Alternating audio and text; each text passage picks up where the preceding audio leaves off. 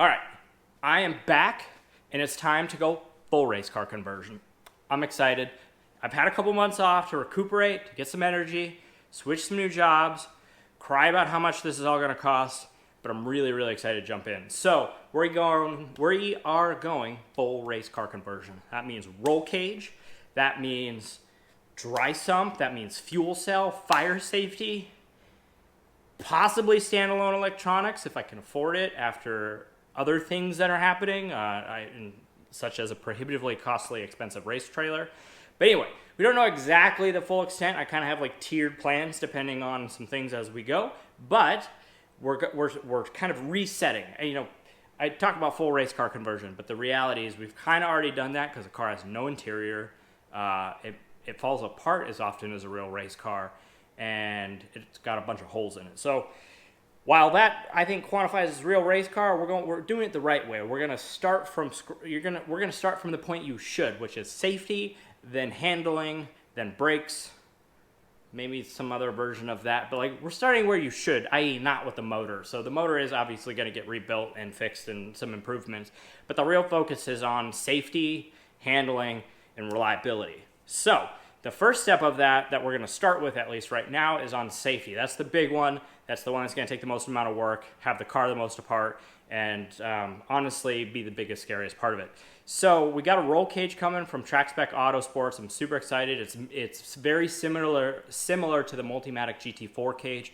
It looks like a great piece. I've talked to a few people that own them. They're really happy with them. So I'm super excited to install this guy. We got that coming in a couple of weeks. So in the meantime, we're going to get started by ripping everything out of the interior, grinding stuff down, pulling all the electronics out, just really stripping everything down. And then we're going to start doing some seam welding because while I have the car this far apart, it's sitting on a lift with literally nothing in it, no motor, no electronics, nothing. I might as well get started and start seam welding the bad boy.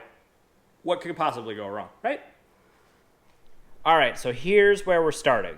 I've already removed the doors and done some stuff like that just to make it a little easier to get access and explore stuff. But essentially, we need to pull the dash out. We need to pull the firewall insulation out. I think that's what that's called. Pull all the electronics out, everything to do with wires coming out of the car.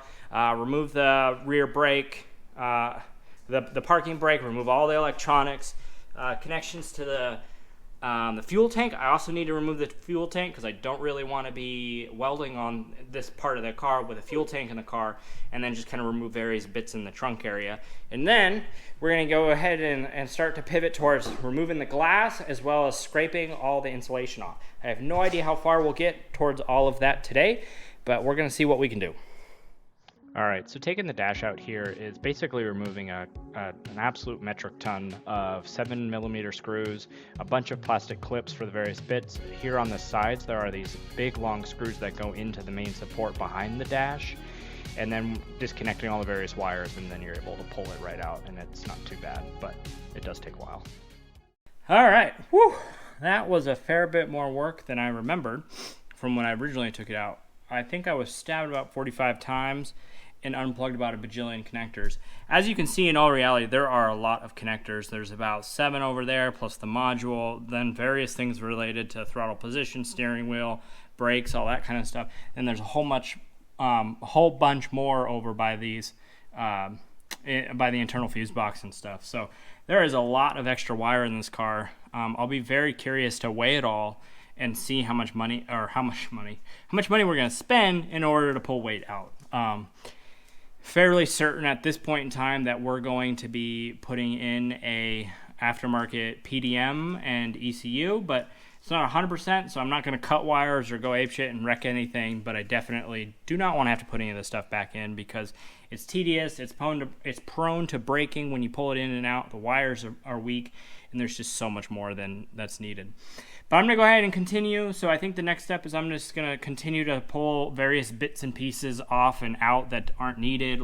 I'll go over there and start to look at what those brake pedals look like, start to pull the wires out here that run through the various parts of the car. This wire, my main battery cable here and all that kind of stuff. So we're going to start to do that, pull this off, and get ready to pop the windshield out. Oh boy. It's a different day. This has actually been taking so long, I ran out of battery on time-lapse mode. So I got, as you saw, I got the dash out. At least I think the camera caught that. And I've been working on the wiring, and there are, like, not joking, probably 100 plus clips, 150 clips in here. And there are 3 areas where the wiring harness actually goes underneath the car. It, like, pokes through the floor. One is right there, directly behind where the rear seats would be. That goes down to the MagneRide sensor and the brake ABS sensor for both rear wheels. There's one that goes back in the spare tire well that goes to the diff and the diff pump and all that kind of stuff. And then there's another that's actually behind the bumper here that I can't get at. So I might be able to get the one that's underneath the rear subframe, although I thought I got all the parts and it won't come out, so I'm going to keep investigating that one. The one that goes to the diff pump and all that kind of stuff I did get out, but the one behind the front or the rear bumper, I have to actually remove the bumper to get access to that. So this is a nightmare. Like, removing this harness, this body harness, is really, really not fun. So this really makes my desire to not use it again and instead go with a PDM and aftermarket setup much, much higher. But we'll see. But so next for me is to actually remove the rear bumper and pull that off so I can get access to all that stuff, as well as we're going to drop the fuel tank. So we actually, this morning Dad came over and we started playing with the welder and kind of practicing on some stuff and testing some stuff out. So we actually started doing a little bit of seam welding here just to kind of get a trial run and see how it was going to work out. And we're now at the point where there's actually a fuel line under here, so you really, really don't want to be welding on that with the fuel line in place, as well as the fuel tank is still there. So I'm going to go ahead and get all the wires out of the car, and then we're going to drop the fuel tank out of the way, get that out of the way, finish with some various bits in here, and finish prepping, getting all that stuff out of the car. And then we're going to move to essentially doing what I did here, but to the whole rest of the car, removing all the insulation and sound deadener and all that kind of stuff to make it easy for some welding. So I'm going to go ahead and get started with, or finish removing the rear bumper. And hopefully I don't die by death of 1,000 cuts like I was last night. If you've never taken the back bumper off, this is probably one of the scariest things you'll do to this car because it's held on by a bunch of clips that sound like they're going to explode once you yank it off.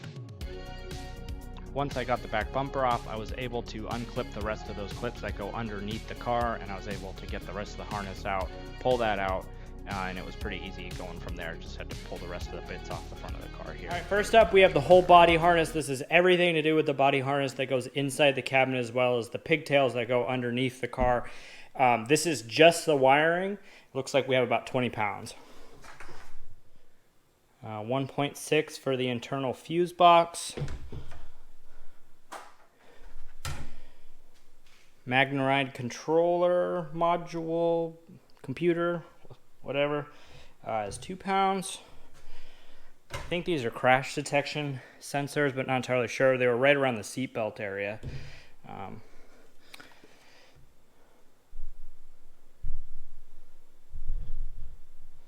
Give you a little better room, or view, I mean. So, all right, we're at 24 pounds so far. All right, and next up we have the body control module. I think was the seat restraint module.